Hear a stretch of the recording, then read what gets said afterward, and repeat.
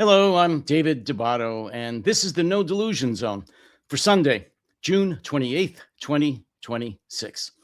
We are just 6 days away from the 250th birthday of the founding of the United States of America on July 4th, 1776, with our Declaration of Independence from Great Britain being signed on that date, July 4th, 1776, in Philadelphia, Pennsylvania. However, that is not the subject of my podcast today. I've been doing almost daily podcasts about that up until July 4th in 6 days. But today, there are two other topics I want to talk about, neither of which are domestic politics, because, just like one of my very favorite sayings, I made this up myself, which is so many scumbags, so little time. And those scumbags don't just exist here in the United States, although we have more than our share of them. They exist all over the world, including in Western Europe. Come to think about it, I used to do a weekly podcast called Scumbag of the Week. I may have to resurrect that. Let me know in the comments if you think that you'd like to see a podcast about my opinion on who is or who deserves the title of Scumbag of the Week. And I'll think about it. In any event, this scumbag, I believe, definitely deserves the title. And I'll show you his photo here right now and why we're talking about him today. And here he is. Yeah, this is a current photo of old Bobby Fico, Prime Minister Robert Fico. He's a piece of work. He really is a piece of work. Best forever friend, BFF of old Vladimir Putin. Not a friend of Ukraine, not a friend of NATO, not a friend of the EU. In fact, he's not a friend of anybody who's not a friend of Putin, really. He's just your basic scumbag. And why does he deserve that title today? Well, because of this here. And I'll read it to you. You can read along with me. Slovak Prime Minister Robert Fico has publicly rejected a NATO initiative aimed at allocating billions of dollars for a new weapon manufacturing contracts to sustain military support for Ukraine. Speaking on Saturday, June 27th, Fico heavily criticized the proposed massive $1 million assistance package, which is expected to be a central topic at the upcoming NATO summit in Ankara, Turkey, scheduled for July 7th and 8th. According to the Slovak news outlet Actuality, Fico announced his intention to hold consultations next week with Slovakia's highest constitutional officials, including Defense Minister Robert Kaliak. The Slovak Prime Minister stated that his goal is to ensure the Slovak delegation travels to the Ankara summit strictly without a mandate to approve or participate in any decisions regarding further military loans or financial contributions to Ukraine. And here is the title of this, the piece that I just read to you. Slovak Prime Minister Fico opposes NATO arms funding for Ukraine ahead of the Ankara summit. Why would any responsible, non-lunatic, non-traitor, non-ass-kissing friend of the Kremlin oppose military or any kind of aid to Ukraine? The answer is simple, because he is an ass-kissing friend of the Kremlin. He doesn't want to offend his buddy, Vova. He knows if he does, he'll get a spanking, or worse. He's been shot once. In fact, I was doing a podcast with a member of the Slovak parliament when Fico was shot in an assassination attempt. I'm not going to voice an opinion on that, other to say that, of course, I'm opposed to all political violence. I don't think he deserved to be shot or assassinated, but he was. He did pull through, and now, unfortunately, he's decided that he's going to go back to his old ways, which is to, as I said, oppose any kind of support for Ukraine. This is a tragedy in many, many ways. especially for the Ukrainian people, obviously, but for the reputation of the Slovak people, who I believe the majority of which do support Ukraine. And it's too bad that they're led by this complete asshole. He's not the only one like that. I mean, Hungary just got rid of their own asshole Orban. Now they're having trouble with their new leader.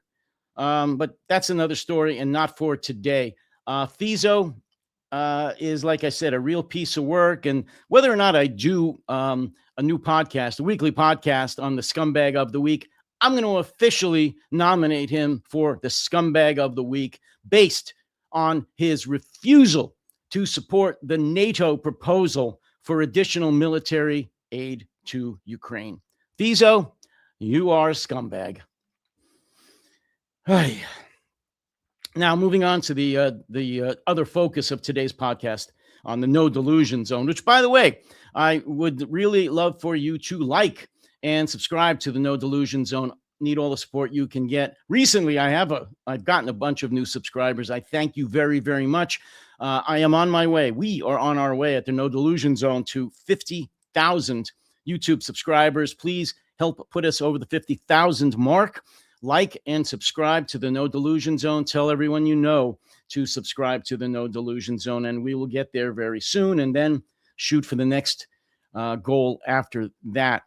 In the meantime, like I said, the next topic for today's podcast, just 6 days away from our 250th birthday here in America, is one of my favorite BFFs, best forever friends, and that's Donald, the convicted felon, Trump. And this is the title of the piece that I want to talk a little bit about today, and that is Trump.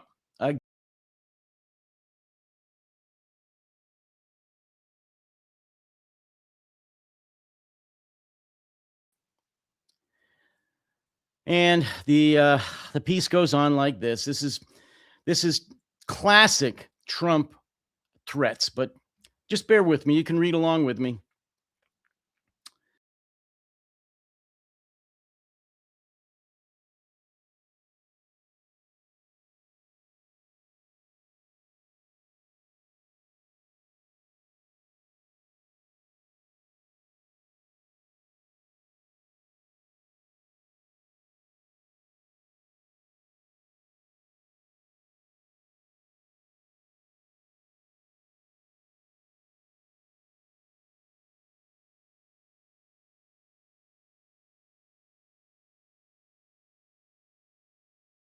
Social, which of course is anything but the truth. And the article goes on to say,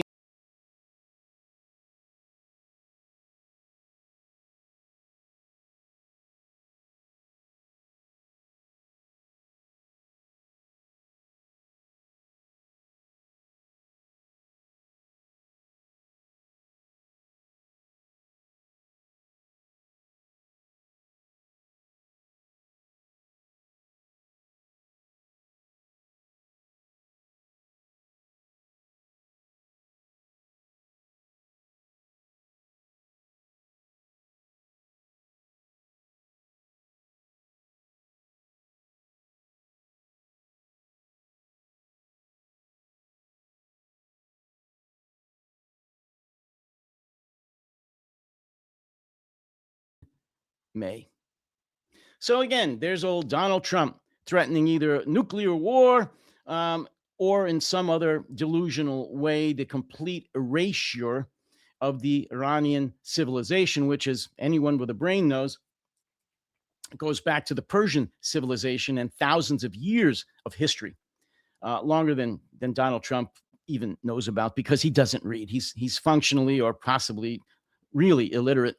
In any event, there's another threat by Donald Trump, the president of the United States, with genocide.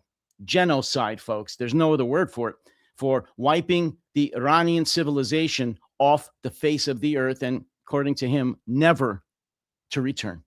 And he's doing this 6 days, less than a week before the anniversary, 250th anniversary of the birthday of what is arguably the oldest surviving democracy on the face of the earth, our constitutional republic founded on July 4th, 1776, on ideals and an idea much different than that moron, that criminal in chief could even fathom. And here he is threatening genocide by the United States of America against one of the oldest civilizations on earth. Doesn't matter if it's the oldest or not. Threatening genocide on another nation. Loathsome, despicable, makes me sick. As I've said before, I and millions, tens of millions of other Americans will not be celebrating our 250th birthday on July 4th because we feel that we have pretty much lost our constitutional republic, what's left of our democratic form of government, and we may never get it back again in our lifetimes. I pray that's not true, but it very well may be. We are in dark times, and I cannot predict what's going to happen, except that I know that I and millions of Americans like me are not going to go down without a fight. And I don't mean a violent fight. I mean an emotional, legal fight to do whatever we can and shout from the rooftops that we're not going to accept this crap. We're not going to accept traitors like Donald Trump and his brainwashed MAGA supporters. And that's all for today, folks. Please, as I said, like and support me here on the No Delusion Zone. Tell others, your friends, family, and coworkers to subscribe to the No Delusion Zone. And I will be back, barring some unforeseen trouble, tomorrow with another podcast, another edition of the No Delusion Zone. Until then, you all take care, stay safe, and try to stay sane.